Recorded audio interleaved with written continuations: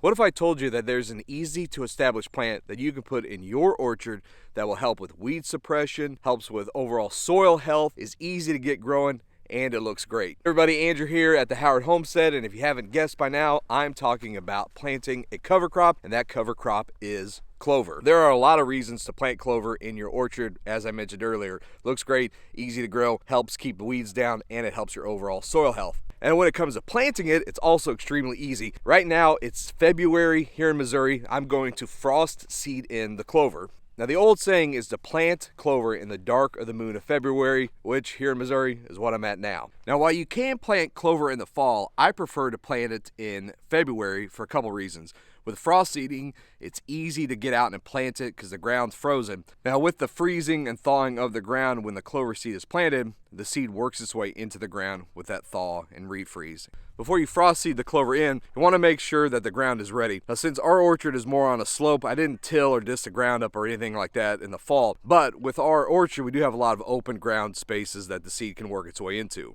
Another thing to consider when it comes to frost seeding is when you do it. Now, right here, as you can see, we've got bare open ground. Now, you don't want to frost seed on top of a bunch of snow or when it's going to snow a bunch, because the melting of all that snow can wash your seed away. Since we're on a pretty steep area, I wanted to make sure that we're not going to have any snow for a while. Now, planting on a little bit of snow is totally okay.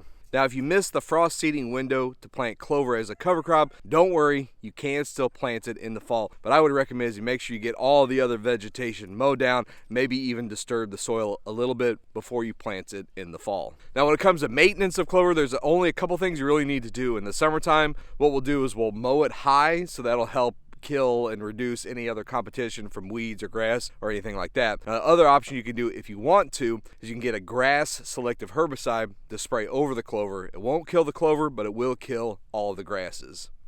When it comes to what type of clover to plant, you got two big categories to choose from, basically red or white clover. Now, we went with white clover because it spreads out lower to the ground. It also reseeds itself year after year, and it looks great. Now, when it comes to actually planting the clover, we're going to plant it at about 8 pounds of seed per acre.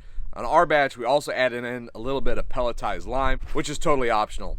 Now, when it comes to buying your seed, your local farmers co-op or other options may have pre-inoculated seed, which is a great choice to go with. When it comes to planting, there's a couple ways you can do it. First, you can get one of these bag seeders like this, or the walk behind lawn seeder, or you can simply cast it by hand. When it does come time to planting the clover, make sure that your spreader or seeder is at the lowest setting. Clover seed is extremely tiny and you don't want to spread it all out in one go. Also, when you're seeding it, you want to count how far the spreader is going to throw it out side to side as you're making your labs. Now, general rule for me is that I plant as light as I can the first pass so I can go back any other areas and I'm not using all my seed too soon. And my job here is done. Got the clover seed spread all over the orchard.